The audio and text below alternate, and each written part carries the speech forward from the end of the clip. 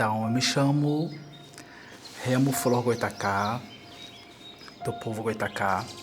Sou uma pessoa trans não binária e o meu processo, o meu percurso de retomada, né, ele acontece quase que paralelo ao percurso da minha identidade de gênero. Como o rio encontrando com o mar, e aqui estou, né?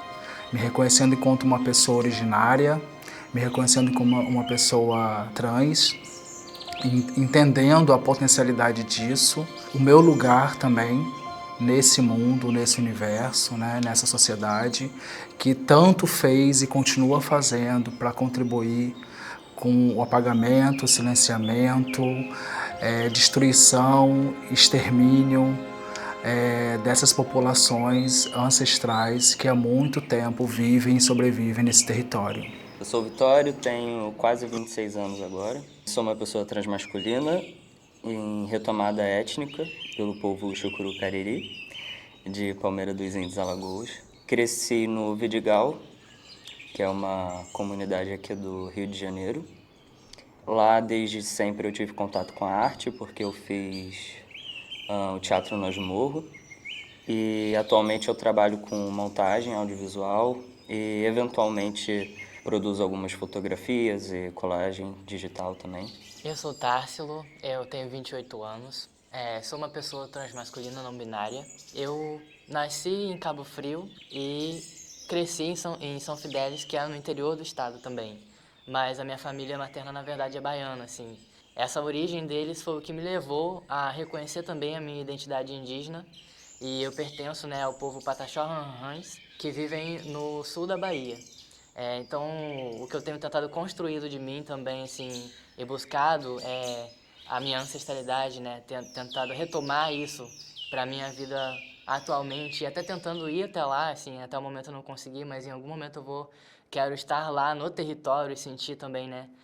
Compartilhar um momento com as pessoas que ainda estão lá e que são meus parentes também.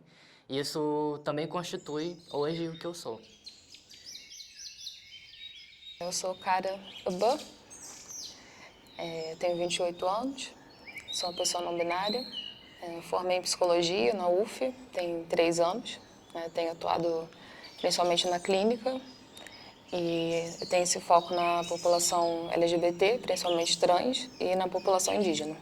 Eu estou no processo de retomada com o povo potiguara, e a retomada é um processo de muitas etapas, eu acho que são eternas etapas também, né? Não sei se tem um final. E aí, no meu momento atual, eu já consegui conhecer vários potiguaras, mas não consegui visitar o território, né? Que inclusive é um plano para o final desse ano. Levou 28 anos, mas não sei quantas gerações, né, para isso poder acontecer. E fico me perguntando, assim, o que seria isso, esse ser potiguara para mim, no meu contexto, né? Ser potiguara é ter um atestado de potiguara? Ser potiguara é uma liderança me reconhecer? Ser potiguara é estar junto com outros potiguaras, independente da forma que for? Acho que nenhuma dessas alternativas se anula, não precisam ser todas, podem ser todas, né? E aí eu tenho procurado viver isso no tempo que é possível. E acaba que eu acompanho muitas pessoas também, né, nesse processo de retomada, tanto na clínica como na vida pessoal, como nessas pesquisas que eu faço, esses registros que eu recolho.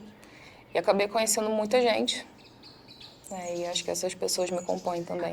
Muitos como eu, muitas e muitas pessoas como eu, vivem situações e vidas parecidas dessa experiência de viver na cidade e de ter o direito à sua ancestralidade negado. Talvez algumas não saibam nomear, outras estão tentando fazer esse mesmo percurso. Mas, de alguma forma, isso sempre permeou nossas vidas, sempre esteve presente.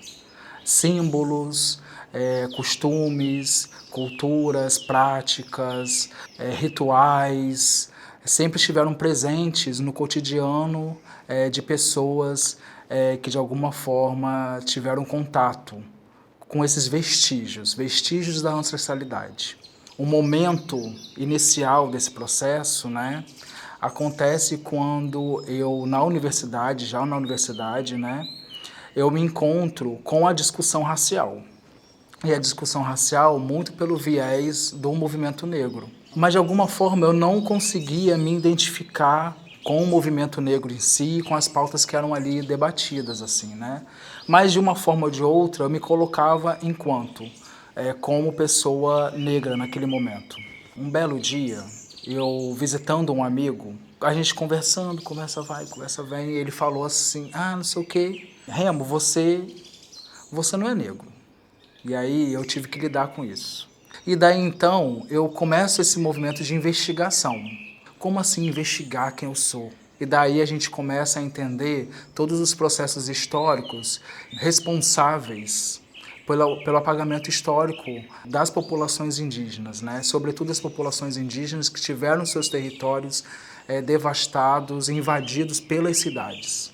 E daí eu começo esse movimento de aproximação, de retorno, de resgate das origens, da forma mais simples possível, conversar com a minha mãe.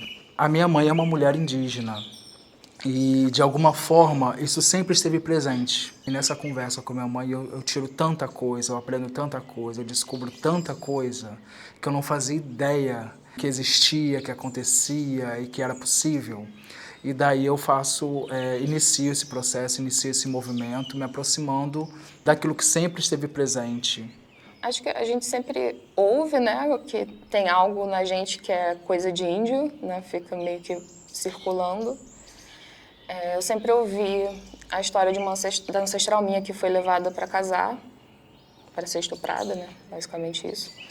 E ela saía pelada na rua como protesto. Mas eu ouvi essa história, mas era uma história meio piada, assim, olha só dessa gente meio selvagem, né, que a gente descende.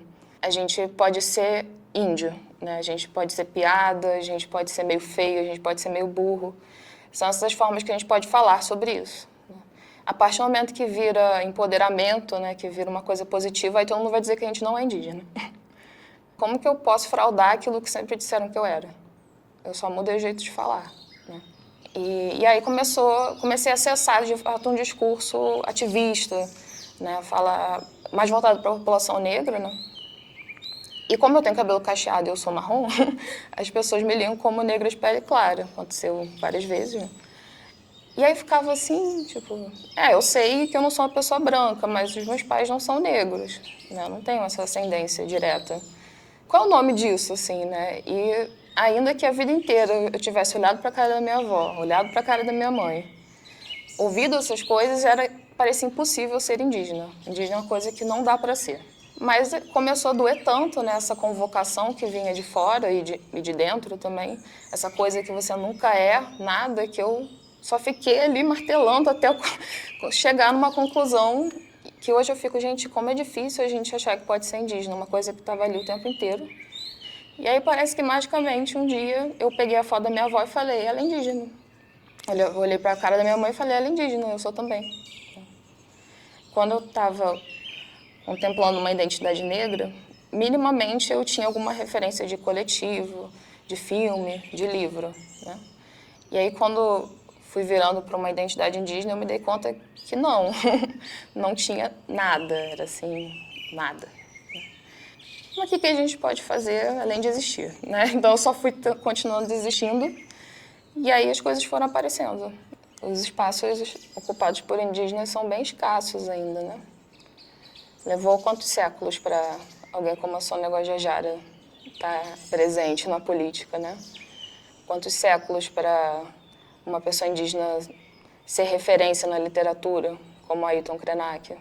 Acho que quando a gente ocupa espaço, as pessoas têm que lembrar o tempo inteiro que a gente é daqui, né? E se a gente é daqui, quer dizer que a gente tem algum tipo de direito a existir.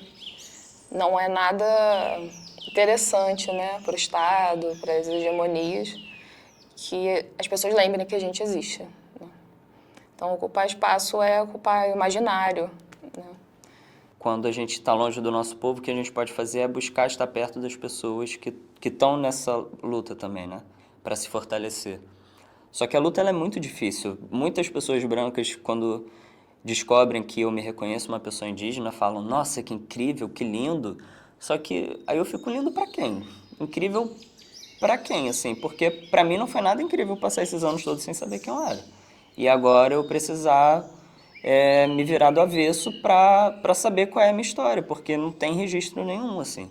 Da minha família paterna, né, que é branca, tem até um livrinho registrando de onde veio a família e tal, mas da família da minha mãe, as histórias nem sobreviveram, sabe? A nossa cultura oral, que é a cultura dos povos indígenas, quando o laço com o povo se quebra, é difícil as histórias sobreviverem.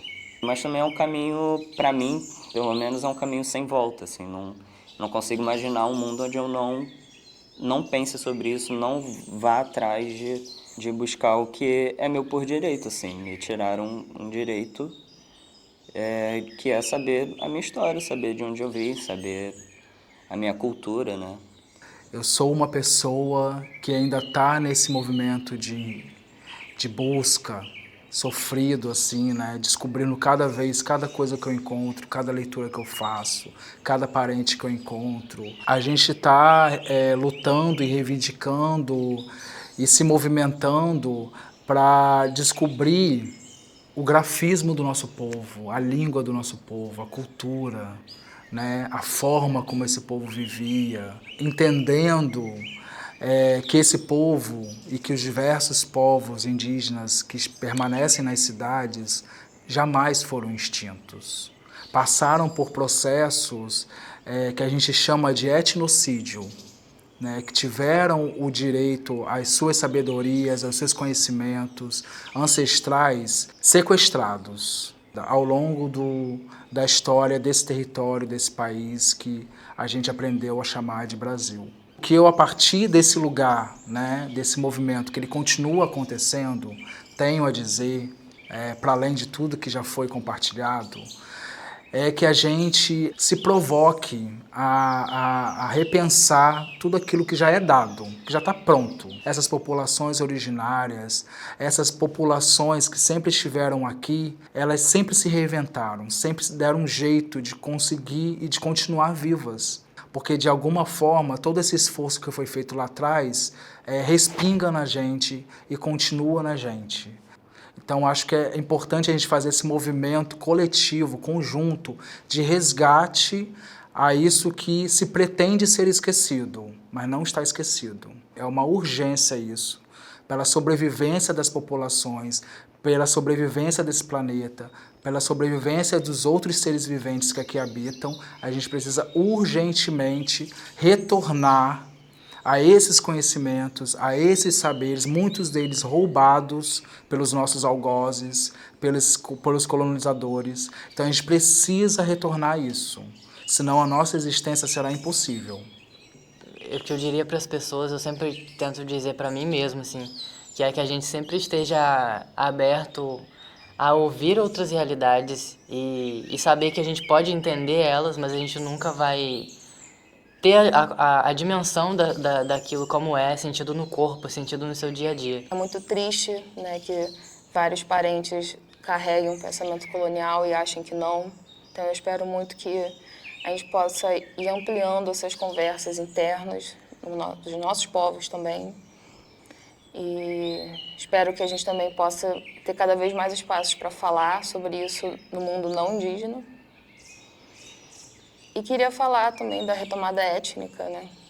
Então, para a pessoa que não sabe a sua etnia, para a pessoa que sabe a sua etnia, mas está longe, para a pessoa que foi adotada ou nasceu de uma pessoa adotada e perdeu informação, para as pessoas que a etnia foi dada como extinta, eu espero que vocês insistam, né? Eu espero que a gente insista nessa briga, que eu não sei muito bem como vai dar também, não tenho essa resposta, mas eu acho que então que pelo menos essa condição básica de existência que é a memória, né, que é a conexão, né, que a gente não desista disso.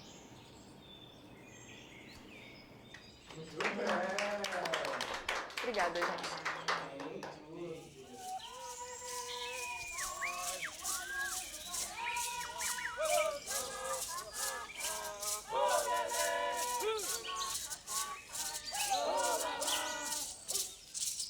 Tava lá na minha aldeia, fazendo meu ritual, cantando auê para